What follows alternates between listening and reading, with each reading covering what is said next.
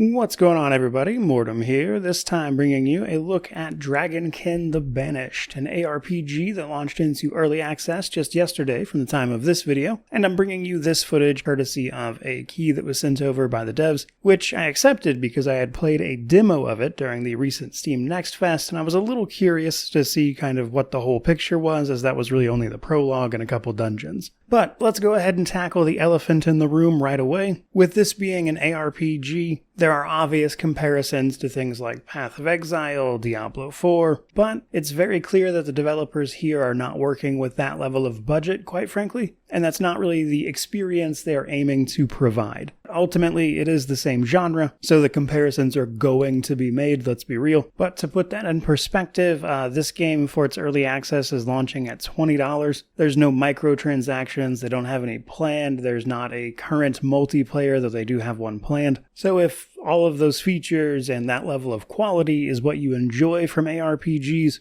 then this game would probably let you down, quite frankly. But with all of that said, let's actually dive into what this game is, because I do think it has a couple novel systems that are interesting enough to talk about, but I fully admit that outside of those systems, this game doesn't really capture me personally, and combined with it being an early access release, it's probably not something I'd really recommend to people unless you were just really over the moon about it. With that said, Dragonkin the Banished puts us in the role of people who have been altered by the blood of dragons. Dragons in this world are tyrannical influences whose blood and power seeps into the world, corrupting people into what are known as Dragonkin, which is another word for the mindless hordes of monsters we're going to be slaying in this particular title. So the catch there is, some people are able to be changed by this dragon's blood without actually losing their mind the way the dragon can do. Some of this is with the help of protections such as the scale of a good dragon, from what I understand, but the long and short of it is these people can turn the dragon's power against them,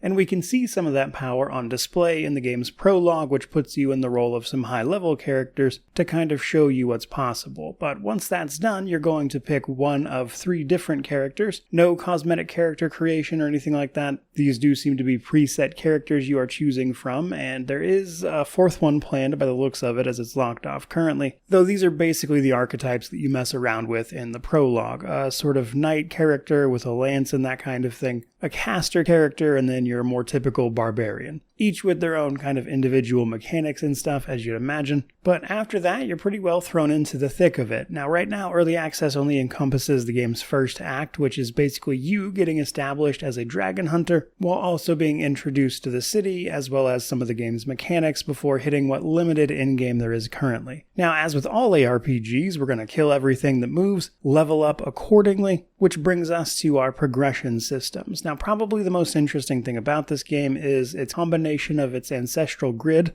and its wormling. So, as we kill enemies, we'll pick up hex fragments. These hex fragments are represented as skills and passive abilities that we can slot into our ancestral grid. By putting skill hexes into the grid, that's how we get our up to 5 skills that we can have, and then modifiers will then affect those skills. But the order in which they are laid out in the grid really matters, because what a individual node is connected to will, of course, modify that individual thing. And by the way, I think the UI could use a little work here, because you don't actually have to do anything besides put these things directly next to each other, but there's nothing indicating that the bonus is actually in effect until you mouse over it. So it took me a couple minutes to kind of understand what I was looking at here, but it's simple enough once you get the hang of it. Now, these modifiers are ultimately going to potentially add all sorts of effects to individual skills that you've slotted in, and what's more, if you can modify them with the full potential 8 modifiers, you can go into symbiosis with your wormling. Early on, you'll pick a wormling, though you can change it later, of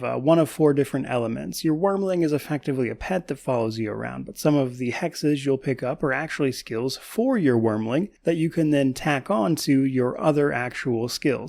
And then when you activate your skills, the associated wormling ability will go off, with all of the associated modifiers. And when in Symbiosis, you get an especially powerful version of these abilities that also affect the element based on the wormling that you're using, and even adds in some damage multipliers, the usual stuff. Basically meaning the more you can synergize on this board, the better. Now you and your wormling also get attributes as you level up. Pretty standard stuff there, but what I thought was really cool was that they're actually tiered, so as you put points into each, you'll hit certain tiers which will give you bonuses based on what attribute you're increasing, which is pretty neat. Now that's kind of the bulk of the main progression point that I wanted to talk about here. Now there is other stuff as well, obviously things like gear, but what makes the game unique and is kind of its hook and selling point is going to be those systems. It's not the only thing the game has going for it, because we can also sort of take care of the city that we are working out of, Montiscale I think it's called, and we can even upgrade this place. This is a little limited in the early access, but there's a few things like getting access to, say, crafting via a jeweler who can make rings for you and the like, alongside, like merchants and armories and stuff, and obviously a whole bunch of other planned features, and later on you're even going to be able to change the appearance of the place. But obviously, outside of coming back to town to sell and craft and the usual stuff, we're going to spend most of our time out in the field fighting the endless hordes of Dragonkin. Now, in terms of combat, I would say the game is pretty much what you'd expect, though realistically what you're going to get out of combat depends on how much you're willing to put into and mess around with the ancestral grid system. Now I will say I think it might get tedious for people when hexes are constantly dropping and you're constantly fiddling around with rearranging this ancestral grid menu, which was just something I noticed in the couple hours I spent playing it. But what you manage to do with that grid, of course, affects what your character and your wormling can do skill-wise, and it is pretty satisfying once you get that set up to behave in a certain way and make you more survivable at the same time, and then you can go up against a large boss enemy and kind of see all that stuff executed properly. But I do think they have some work to do here, as you might imagine. For starters, the general feedback of what's going on could be a little better. Damage is incredibly spiky right now. 1 second you'll be fine, and the next you take a one-shot. And while there are plenty of difficulty modifiers via just, the actual difficulty setting, it feels a little strange getting just absolutely obliterated at level 8 with one-shots out of nowhere. So I think they could stand to sort of smooth that out a little bit, especially in the early game when people are just getting used to the title. In addition to that, even things like enemies could probably use a little bit of a look here, because for instance there's an enemy early on that explodes, and naturally you got to get out of the way of that, and you're going to use your dodge to do that. But the time between that enemy dying and the subsequent death explosion are so fast that you might just literally not have time to dodge out of the way, and that is one of those attacks that deals massive damage to you right at the start. And I think that's one area in particular that they could look at in terms of like smoothing onboarding, especially for newer players who aren't playing a ton of ARPGs, I would say, since that seems to be the sort of approach overall that they happen to be taking here. But discounting things like that, enemies seem pretty neat. They've got some interesting mechanics, perhaps the usual stuff, but even the couple boss and sort of champion type enemies that I thought were interesting to mess around with, if nothing that's really going to blow you away. So when you put all of that together, Dragonkin the Banished seems to be a perfectly serviceable early access ARPG. Now, generally speaking, I think just with that, this game's probably going to struggle to find an audience a little bit, especially since it seems to be light on content at the moment. And then, of course, as with, I would say, most early access titles right out of the bat, it's certainly got a few performance issues to boot. So, while the game does have a few novel systems, like I mentioned, right now, I'd mostly just recommend waiting and seeing if it gets cleaned up over the course of its early access period. But come time for the game's actual release, I'll probably swing back around and take a quick look at it and see if I like the progress or not. But as of this moment, it's a little too rough and bare bones for my liking, which is where I'm going to wrap up this particular video. So if you enjoyed all that, by all means, like, comment, subscribe, all that YouTube jazz. But regardless of any of that, truly, just thank you so much for watching. I really do appreciate it. May you wander in wisdom and have an amazing day.